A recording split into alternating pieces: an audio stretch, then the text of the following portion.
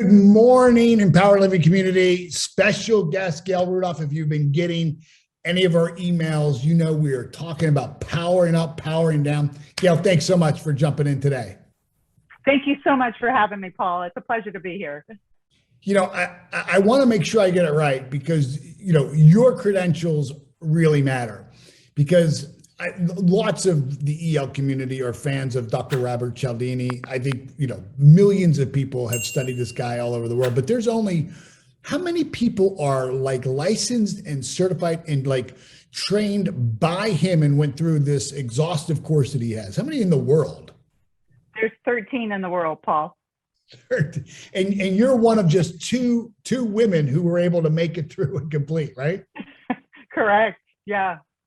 What was that like? Because I remember when I first, I first studied Dr. Cialdini, loved his stuff, and then had an opportunity to meet him, and I think, oh my goodness, this guy is a serious academic. I mean, like, because when I first met him, I was saying, hey, look, we should do a certification program, and he said, oh yeah, absolutely. And then he started to talk about all the things that he would require somebody to know and do. What was that process like for you? I sweat bullets all the way through it, Paul. I would make one step and think I didn't know if I was going to make the next one, but you actually had to go through a screening process, then you had to go study under him for a week, then you had to do orals and comps and present his material back to him. And then if you passed that part, then he moved you to where you could actually present the 2-day seminar that he's put together, and he came and audited you. So you got a letter grade about every 15 minutes. I had 2 legal pads full of notes of corrections I needed to make by the time I finished those 2 days. It was grueling. But worth every step of it, wasn't it? Absolutely worth every step of the way. And to be able to know the principles and be able to apply them and to think through them and coach through them is just absolutely amazing. Changed my life, changed the way I view commercials, TV, interact with people. It's actually was a wonderful experience. Well, I think that's the key is that, the work is fascinating that you do and understanding the principles that you teach. And I think a lot of people can get it intellectually and think, wow, that's really cool. It's interesting. But what you have is the ability to have dexterity with the tool, how to actually apply it. And you coach individuals, you coach companies, you coach teams on how to integrate these strategies and these principles into their everyday life. Yeah. Yeah. There's 6 principles, but there's thousands and thousands of tactics and the ways that they can be used. And just little nuances, about the way you order and say things can make all the big difference in the world. And you know that, Paul. You're the master of it. Well, go ahead. It's just great. It's just great to have him and his expertise in that, along with you actually helping to put those things together. It just makes all the difference in the world. So how did the idea for the book come up for you? The book actually came up because I had actually studied, I'm a JMTer, so I'd studied under John Maxwell. And then when I studied under Dr. Robert Cialdini, what I started to see is that there was kind of a theme that was going through. We were talking about influence, but there was one area of influence that we weren't talking about, and that was power, that ebb and flow of energy that happens in every interaction. And because I had experience, and actually I call myself a recovering power expert, or recovering power fumbler is probably a better word for it. I wanted to actually take and study that power and see, how does that work? And is there a way that we can learn it and put scientific things behind it and practices behind it to actually help that ebb and flow so that we can create long-term relationships? And when you're talking about power, I think some people might get the wrong idea. You're not talking about forcing someone or coercing someone. How would you define power as it relates to the book and the principles that you teach? Well, it's not force, because that's domination, and nobody survives anything under that. So I always tell people, if you're in that kind of situation, you need to get out, seek authorities. That's a whole different thing. What we're talking about is the energy that happens when you're working, when you're with somebody, that ebb and flow of energy that goes back and forth about how it changes. It's about our influence that happens around people, and how to actually grasp that space between when you have a stimulus and a response, and how to respond so that you maintain your own personal power. And there's so many different ways to do it. And because we've never looked at it before, I think that we all don't know how to do that. And I know I didn't. No, I know I didn't either. And I think you bring up something in the book that I think is just brilliant is that people, because they lack the awareness of what you teach, they give away their power, don't Yep. they? They surrender it. They don't even recognize they have it. And that's what I did, Paul. I surrendered my power. So I remember when I first started out in my field of philanthropy work, I had a boss, and he was a part-time person, and I was a full-time person at a community foundation. And I basically did most of the work, and he got most of the credit the majority of the time. And I had advanced the foundation and reached our 3-year goals in a little bit over a year. So I thought, now's the time. I'm going to ask for a raise, right? So one day when he happened to be in the office, I approached him and I asked for a raise. I said, listen, we've advanced all these things. I'd like a raise. And he said to me, well, don't you receive child support? And I was dumbfounded because I thought, and I said to him, what does child support have to do with the work I'm doing here at the foundation? And as I approached it with him through over the next several weeks, I kept getting the same answer. Well, don't you get child support? And I was dumbfounded. I didn't know how to actually harness my personal power and change that interaction. If I went back, go ahead. Go ahead. No, go ahead, please. I was going to say, if I had to go back there now, I would do it so totally different. I would imagine you probably have his job. So when did you decide to write this book, and how long was this book in the making? Because it's a birthing process, isn't it? You know what? I think I started learning about power when I was really young. I was the youngest of 4 children. My eldest brother was 18 years older than I was. Talk about not having any power or any voice in a household. That was me. So I think that it started then, but it's been a lifelong journey. I actually started using the principles a couple of years ago, started teaching people about them, working with them in my coaching things. And as we started to prove them out and saw what worked and what didn't work, started the book last March, and being released soon. Now, ebooks out, paper books coming out in October. Yeah, and the call to action for today is if any of our viewers, listeners wanted to get a copy, what's the best way for them to do it? They can log on to Amazon or Barnes and Noble. In fact, the copies are 99 cents right now. Wow. 99 cents. We are celebrating the fact of the release. And what's interesting is I tried to write this as a guidebook for people so that they could actually read it and work through it and walk away and immediately step into their own interpersonal power. Who's the book for, ideally? Is it men, women? It really was geared towards women and minorities is who I really wrote it for and geared it towards. However, we have so many men that read it now and say, oh my gosh, the things I've learned. So, it wasn't planned, but we're finding that all kinds of people are getting benefit out of it. What would one person, if they wanted to explore this, what would their need be that would have them explore it? And then what would their takeaway be from exploring it? Well, their need is, if you are lacking influence or you want more influence with people, or the capacity to direct or influence people in a different way or change the course of events, that's what this book does. It teaches you about power, what it is, and then it teaches you, it actually has a toolkit. I call them power tools. Actually, no pun intended. Actually, a lot of pun intended.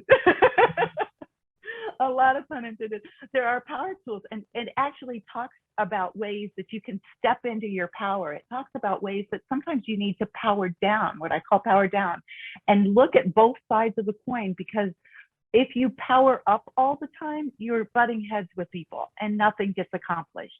So sometimes you need to power down, but that doesn't mean you step out of your power. It's just a different side of the same coin.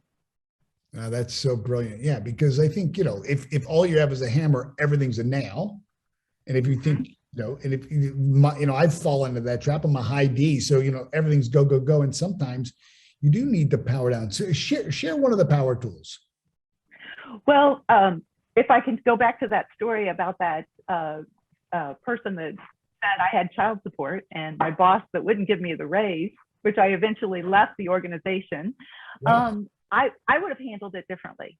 I would have sat back in my chair. I would have spread out like animals do, take up a lot of space. And if you look at politicians and people, you'll see them do this. And I would have spread out. I would have put my feet firmly on the ground. I would have looked him in the eye and I would have said, let's talk about my accomplishments and how much that's worth to this organization. I would have used pauses. I would have lowered my tone of voice so that he actually understood that I had power. And another way to power down, which I wouldn't have used in that situation, is to take up less space, lean forward, use inclusive language like we, us, and ours. Express sympathy. Another one I love is touch your hair or your face. That powers people down. It's really interesting. And my favorite is to the head tilt. So when you want to power down, you tilt your head down. So you're kind of looking down, you're looking at people, but your chin's down. And for short people, if they want to power up, tilt their head back and kind of look down over their nose. It actually gives them power. There is so much connection in the physiology, isn't there, to this? Mm-hmm.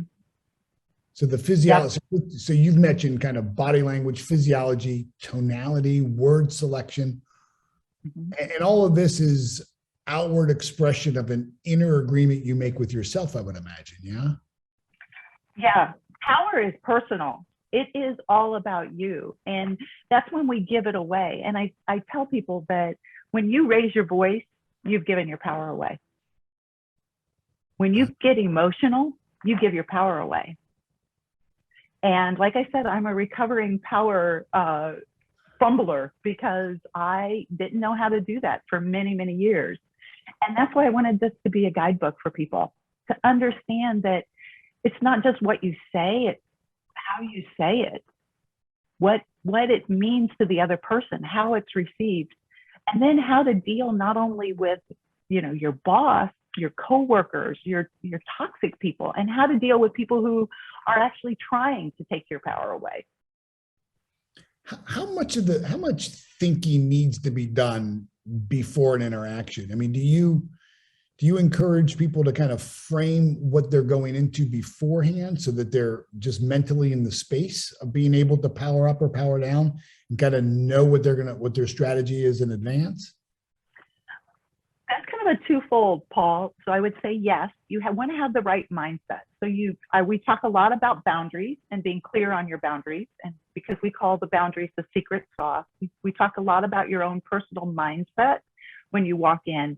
That work that you do so much in what you do, Paul, and you help people achieve that so much. But that actually is where your mindset, where you need to be clear of where your property line ends and somebody else starts. But the actual tools that you use, you can actually learn the tools and actually implement them in and out as they happen. I think there's lots of people, like you said, you're a member of the John Maxwell team, and of course people think leadership is influence, nothing more, nothing less. And that's great, but there are absolute laws of influence that are maybe different than these laws of leadership, right? Because this is different than, so somebody who's thinking, well, you know what, I understand leadership, so I understand influence. Maybe not, right? Well, the biggest law around power is you only have control of yourself. You don't have control over anybody else. And that's where power truly comes in at. We waste a lot of time and energy trying to control other people and point fingers when really the only thing we have control over is ourselves. And by looking at other people, we actually give our power away. We don't claim our own power and stand where we're at. I always say, if you claim your own power, you can change the way you do things, changes the interaction that other people have with you. And if you can change the interaction, you've changed their experience. And if you can change their experience, you can change the workplace, you can change our community, and ultimately we can change the world. But it starts with us. How much of this, so let's say somebody is, their starting point is maybe they have a low self-esteem, a low positive self-image. Maybe they just can't even identify. They feel powerless. Are there strategies in the book and tools in the book for them to look at themselves differently and kind of do a checkup from the neck up, as Zig Ziglar would say, and kind of build that inner image as well that corresponds with identifying their personal power? Absolutely. So we start out in the book of talking about where our mindset is. And we talk about what power is, where your mindset is, and believing that you have power. Power is limitless. It is available always to each and every one of us. The problem is we don't understand it. And we don't believe that we possess that power ourselves. We think it's reserved for somebody who has a high position or is a celebrity, and that is so not true. And it starts right here. It starts in our minds to be able to think about that. So once we work on our minds and changing things in, those comments from I can't into I can, I don't believe, I don't know, to I believe or I know, to I don't have any power, to today's the day I'm taking my power back. We start there because everything starts in our mind. When you're coaching someone to not just, because in your coaching, you're not just teaching someone, the tools and principles and strategies. You're coaching them through the implementation. How long? What's that journey look like for somebody? When it comes around power, you can actually start. I mean, everybody on this call can start using those techniques of power I just gave you immediately. That's what's great about it, is that it's not a long learning process. You just need to have the tools and understand how it works. When you're working with, you go in and work with teams and organizations, right? Are there workshops based on the book as well and the principles that you teach? Absolutely. So one of the favorite ones that a lot of organizations like is I've identified 6 toxic workplace scenarios that happen around power. I love it. And we gave them cute little names and talked about them, and we've all probably experienced them. But for example, one's the toxic pollinator. So think about the little bee, right, that flitters around from flower to flower. This is the person that goes around from meetings and, meeting, and he meets with people. He spreads a little discord here and a little bit more discord here and a little bit discord here. And then you come back together as a group and everybody's emotionally charged and the room blows up and nobody understands what really happened. And usually the toxic pollinator is sitting in the corner. So we give power tools to actually deal with the toxic pollinator. For example, with this one, we would power up a little bit more, and we would remind him of things he had said and he had done where he supported the team in the past, out public and open, and take up more space and actually use the power up tools. That is so good. Yeah, and I mean sometimes helping someone who might be that toxic pollinator recognize that they've got more power, that they don't need to do that kind of behavior to bring forward their own power, right? I mean, there's a more positive way that they could do it. And many times these are people that are very valuable to the organization, and they're people that don't realize what they're doing. And Paul, I can tell you that we all have been one of those 6 scenarios at some point in our time, in our careers. We have all been toxic to the work environment, but by being able to understand it and how power flows and bring the power back, it makes all the difference in the world.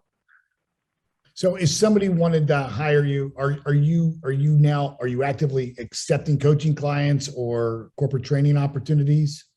We are. We do have some openings in our schedule to be able to do that. So, we tailor everything that we do around what that person needs.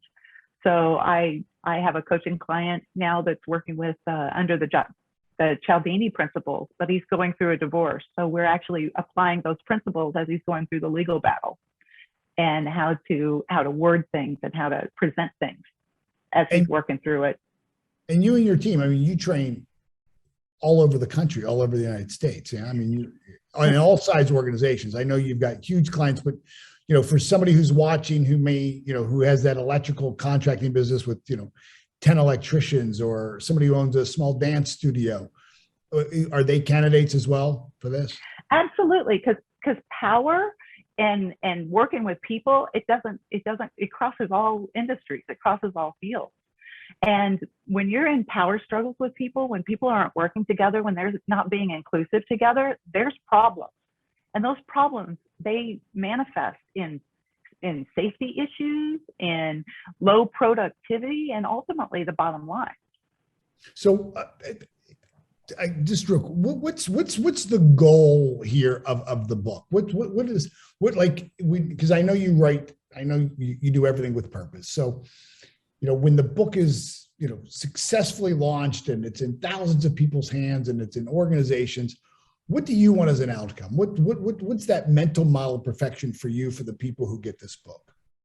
I get people that ask me that question a lot. What's the success? What would you consider success of the book? And what I consider is success of the book is when people are telling me that, hey, we are using our power. We're stepping into our power. It's my goal and my passion for nobody to ever feel powerless before, but to be able to plug in to that unlimited power that's already inside of them, and to be able to use it effectively to move people and things and projects and make the world a better place because of it. Now, the book, for all of you, the book right now is on, like you talk about killer deals. This is the killer of all killer deals. You can get the entire book in e-format for 99 cents. And the only reason why it's on sale for 99 cents is because the publisher, I think you're with Raymond James, right? They're the publisher? Morgan James. I'm thinking Raymond James, the financial investment thing. Morgan James, they so believe that this book is making it to the list that they want to give it every opportunity to do it. So, you know, they'll take select books, forego their profits in order to help a book, you know, hit the list. And so Gail's book was selected. So, you know, normally when a price goes down, you think maybe the value is not there. In publishing, it's actually reverse. When a book will go down to an ebook launch like this, it's because the book has the potential to make a list, and the publisher believes so much in the content and the author that they're backing the book that way. So you can get the book right now on Amazon for 99 cents, but it's only for this week, right? I mean, it's only for what, 5 more days, maybe? That's it, I think. Five. It's September 26th to October 2nd. That's it. That's it. That's it. And then it's gone. And every one of those purchases counts towards, you know, making the list. And, you know, we're encouraging people to make sure that, you know, if you're gonna get a copy, use your own account, because, you know, that's the way. If you've got team members, if you want to get 10 team members, have each one of your team members buy it, because each individual URL matters and counts. And this is just a great opportunity for you to bring in not just the principles, but really the strategies. This is a how-to book. You're going to, trust me, you're going to find it interesting and fascinating. These principles are. I think whenever you can gain insight about who we are and how we function, everybody wants to know that. That's interesting stuff. But how you apply it in your life is really key. And you've done just a great job, Gail, at giving people the strategies how to do it. Give us one more of those. So you have the toxic pollinator. Give us one more. Okay, my favorite, because it's such a fun name, is called the swoop and poop. And the swoop and poop is, and I used to have board members that were like this. They're the person that comes into the office. They don't come in very often, but when they come in, they create havoc, and the team goes berserk, right? And then they leave just as quick as they appeared. And what's left is this team that's reeling around, totally derailed, right, from the work that they're supposed to do. And they just kind of swoop in and poop and swoop back out. But what we need to remember about the swoop and poop is that they're very scarce. They only come in every once in a while, and to hold your own power whenever they're in there. Don't let them create an emotional reaction in you. When you identify these people and these behaviors that happen, these scenarios that happen, when you know and you can put a label to them, they're a lot easier to deal with, which is why we label them. Yeah, thank you. But yeah, swoop and poop is my favorite. And let me tell you, as a boss, I'm guilty of being a swoop and poop. Oh, sometimes. I've been a swoop and pooper for sure. As you said it, I thought, yeah, I've done that. You guys, the link is in the comments. Go and pick this book up. You'll be really glad you did. I think what you're going to find is this book is an integration of, positive thinking. It's an integration of emotional intelligence work. It's an integration of behavioral sciences. If any of that fascinates you, if any one of those fascinates you, imagine them all being integrated into one strategy in one book, compiled in one place that is not just an information book, but a how-to and a why-to book. You're absolutely going to love it. So, Gail, thank you so much for joining us. We so appreciate your time. Thank you, Paul. God bless. Be well. Bye-bye.